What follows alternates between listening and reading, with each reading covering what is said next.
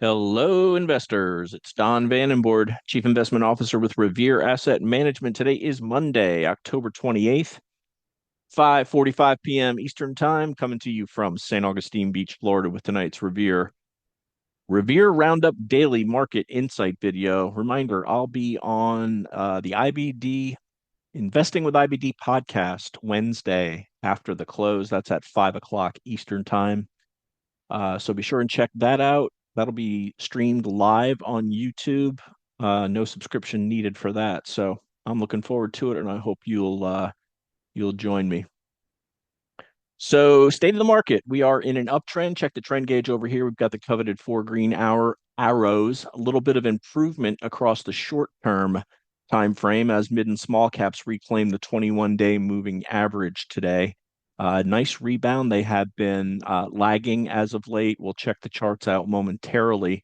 But the Dow, the only index now below our short-term trend line, that's the 21-day exponential moving average. All the major indexes above the medium-term 50-day moving average and long-term 200-day moving average. Market never gets into serious trouble as long as you're above the 200-day moving average. That's where all bear markets occur. Growth leaders continue to act well, so we got the green arrow there. So what happened today? Israel with a retaliatory strike against Iran over the weekend, but wasn't anything major. They didn't hit anything of consequence to the economy, and Iran said they were not going to hit back. The market saw that as a positive, gapped up at the open, 0.5% on the S&P. But we put in about the highs of the day for big cap indexes anyway during the first 30 minutes, but continued to move higher in the mid and small cap indexes. And rotation day today, tech took a rest. That had been the leader last week. Mid and small cap, as I mentioned, along with large cap value, showed relative strength today. Here are the numbers. The 21 over 21 up an average of, well, we had one of the names that was up almost 20%. So taking that out, the rest of them are up an average of 1.08%. With that included, up an average of 1.95%. That stock was SMR, stands for small nuclear reactors, small modular reactors, I should say. It's in the nuke power. Microsoft and their earnings call this week is going to outlay their plans for nuclear power of their data centers, and that industry group had a great day today. That was 16 names up, two unchanged, and three down of this week's 21 over 21 list, which we'll go through toward the end of the video. The big eight led last week, not today. Tesla with a pullback. Big eight down an average of 0.17%. The RG8, our growth ETF composite, up nicely. All eight of the components up an average of 1.05%. S&P 500 closed up 0.27%. Tight range on the day. It closed near the lows of the day, however. You couldn't gather any strength after the open, as I mentioned, and had a tight inside day after a negative reversal after Friday's gap up. Equal weight outperformed up 0.57%. NASDAQ 100 basically flat. Equal weight NASDAQ 100 up 0.14. Dow up 0.65, mid caps up 1%, Russell 2000 small caps led the way up 1.63%. Global diversified 60/40 stock and bond up 0.3%. Our flagship portfolio GROTECTION up 0.38%. Let's get to the inter-asset correlation charts, and then we'll move on to the tail of the tape, and then the 21 over 21 charts. You can see the tight range here after the negative reversal after Friday's gap up. Very tight range. Let's go to the 60-minute chart, and it's pretty clear here. Let's draw a couple lines. Here's our breakout above that 57.65-ish level. Day 14 now of a tight consolidation with 58.78 to the upside and that 57.65 to the downside. So making lower highs, however, for about 2 weeks now, 58.78, then 72, 63, 63. And so obviously bulls want to see a break above that level. That will get a catalyst, many catalysts this week with a slew of big tech earnings reports kicking off tomorrow and throughout the rest of the week. And then, of course, we've got PCE this week. That's inflation data. We've got the non-farm payroll report on Friday, and of course, the election next Tuesday. So market just biding time, chopping sideways here, but leaders outperforming while the indexes chop around. That's the pond we fish in. So we're happy to see that. Moving on to the NASDAQ 100, which made a new high into the 500, new high relative to the highs 2 weeks prior. That's something that the S&P did not do. So did show relative strength last week, hit that 500 before backing off and backing off slightly today after the gap up close as well, trending above the 8-day moving average. Dow Jones Industrial Average, as I said, the only fly in the ointment. Third close below the declining 21-day moving average that's acting as resistance. And you got the 8 coming down at a pretty strong slope. It's really just some high price stocks that are underperforming because this is a price weighted index. But there's the underperformance over the last week, despite outperforming the Dow and the NASDAQ 100 today on a bounce. But we need to see it get back above that 21-day moving average. We do weight this the least of any of the indexes when we're compiling our trend gauge, however.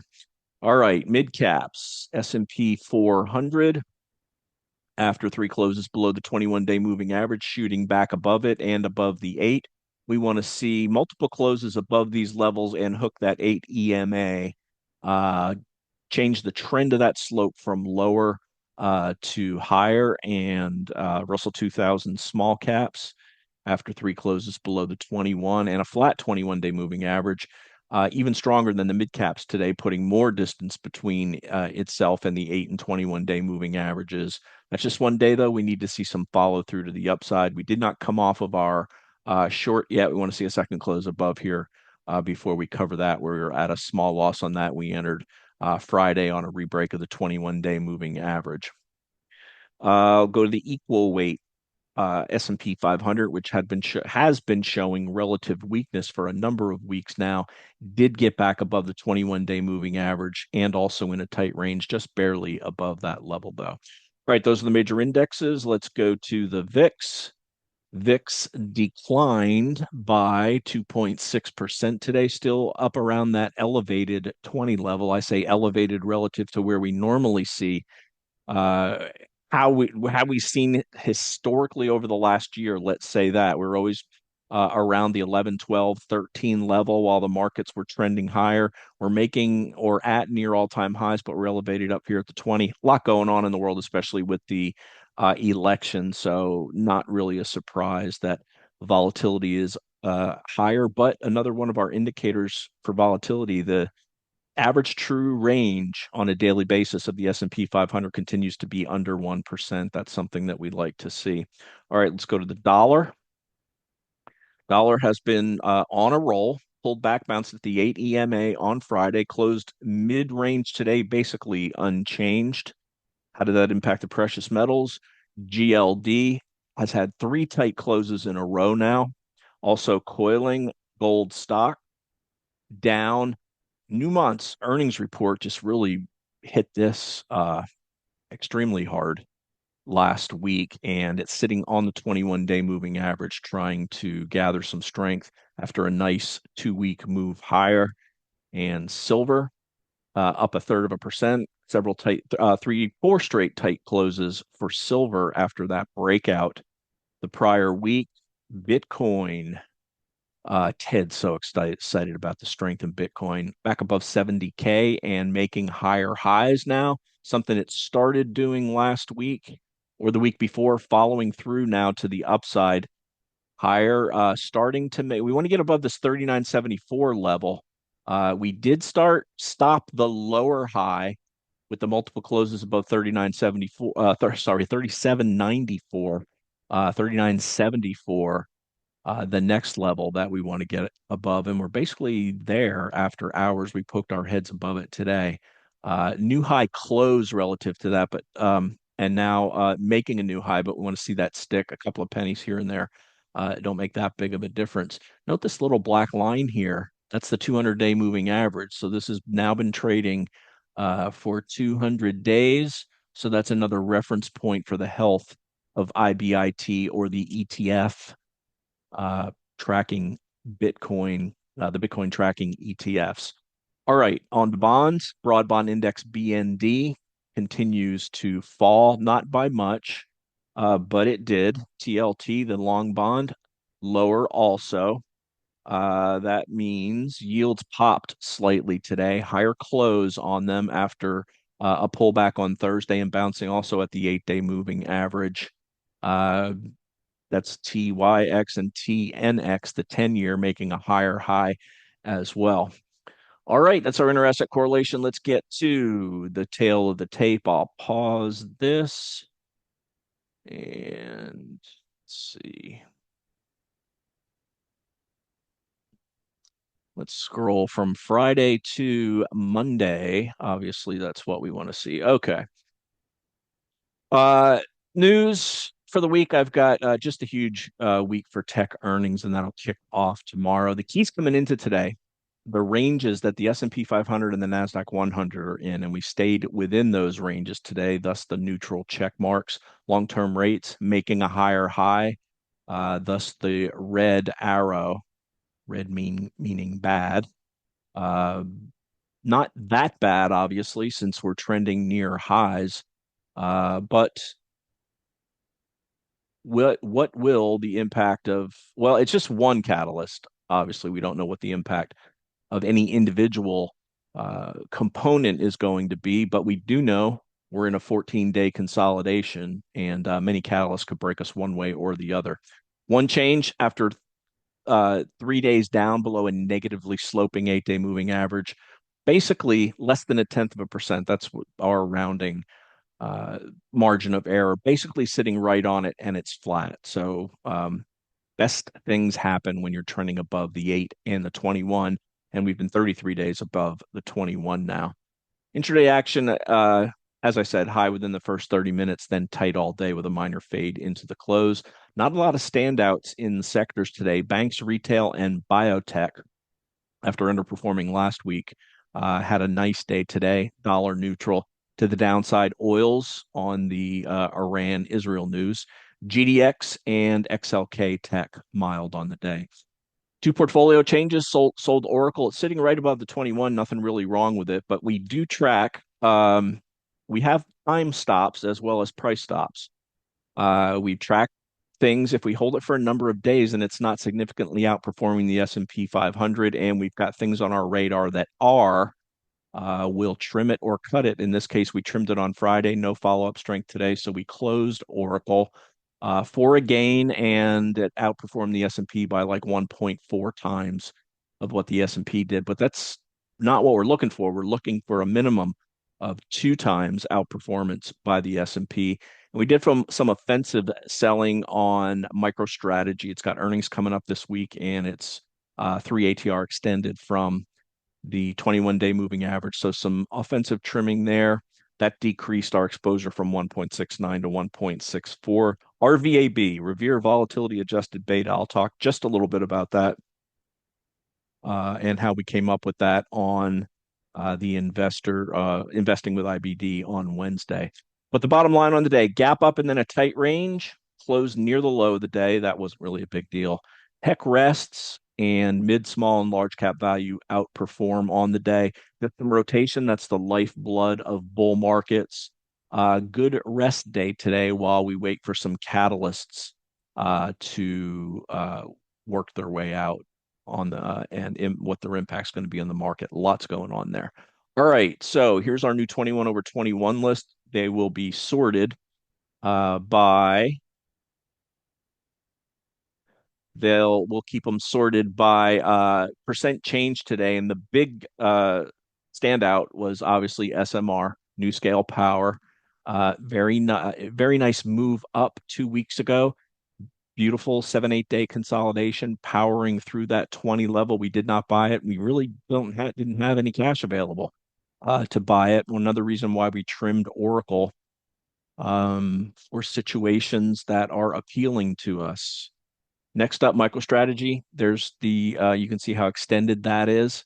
Power from the pivot indicator. It's up 30% from the pivot in less than 3 weeks. So it gets that green flag there by market surge earnings in 2 days. Reminder, if you see a green flag over here, that means we own it in-house. We do own MicroStrategy. IBIT, Bitcoin, as we already looked at this. CCJ, Cameco, nice outside positive reversal. We bought this last week, up 2.6% on the day. Again, that benefiting from that nuclear power talk that Microsoft was kicked into gear today, coming up on their earnings report this week. Kava up 1.8%. We own that. Shark Ninja just going sideways, not doing a whole lot over the last 3, 4 weeks. Vertiv Holdings making a higher high after earnings. So after a sell off on their earnings day, up 3 straight days after that. Yes, declining volume, but chart looks great, and it is a leader, and it's in the AI data center sector, which is obviously a hot sector. Constellation Energy, we own this, kind of going sideways for the last week, right above the 21 EMA. Sprouts just continuing to ride the 8 EMA higher. That's a thing of beauty. Deckers, new add to the 21 over 21 after gapping up on its earnings last week, still in the base. Inside day today, higher high close, so that's good. Gotta always like to have some retail on here, and so this has been on the list in the past. It's split, which we really like to see, and seeing how this follows through as an indicator of upscale luxury. F5 also added, this has been on the list before, got taken off because of a close below the 21, regained the 21 today, and then powering higher on earnings. This after hours earnings gain not factored into the 21 over 21 return on the day, but that's going to take it to a new high. It's in the AI data center theme in the network solutions group. So good stuff there. Let's see if it can follow up on the after hours strength tomorrow. Coherent sitting right on the 21-day moving average, really tightening up. Guidewire continues to trend higher. A Lab, tight action today, just riding the 8 EMA higher high above that 70 level last week and holding it today. Palantir broke out on Friday to a higher high, tight range today. SE continues to have a little bit of resistance around that Livermore 100 level.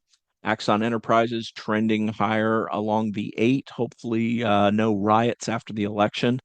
Wouldn't be surprised to see a sell the news on this if we see calm after the election.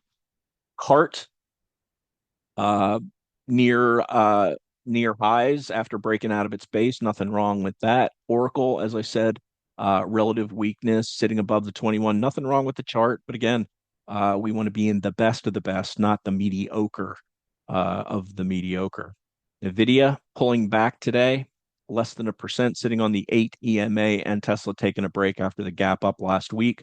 Follow through the day after, above the pivot, but back in just below the pivot now on the close, and down slightly more after the close. And that is the 21 over 21 list for this week. And that'll wrap it. As always, like to hear from you. The email is don@revereasset.com. Phone is 855 Real Wealth. Excuse me. If you're interested in becoming a client, email my partner, Dan Stewart, dan@revereasset.com. And as we discuss every night on these videos, our flagship portfolio, GROTECTION, dual mandate, grow assets during uptrends. Things start to pull back, we start to lighten up, start breaking short-term moving average, we get a little bit lighter. Start breaking the medium-term moving average, we get even more defensive. But as long as we're above this 200-day moving average, we will be at least minimally engaged in the market. We've got different levels for different. We break the 20-week, break the 30-week. The 200 also is the same as the 40-week. We break those levels, we get more defensive, but really nothing serious to worry about in the market. We're not going to say the sky's falling when it's not, especially if we're above the 200-day moving average. There's times to be in the market. There's times to focus on growth stocks. This has been a very strong period for growth names. So we've been able to take advantage of that. And with that, I'll wrap it for Monday, October 28th. This is Don Vandenbord with Revere Asset Management telling it like it is. Thanks for listening and have a great day.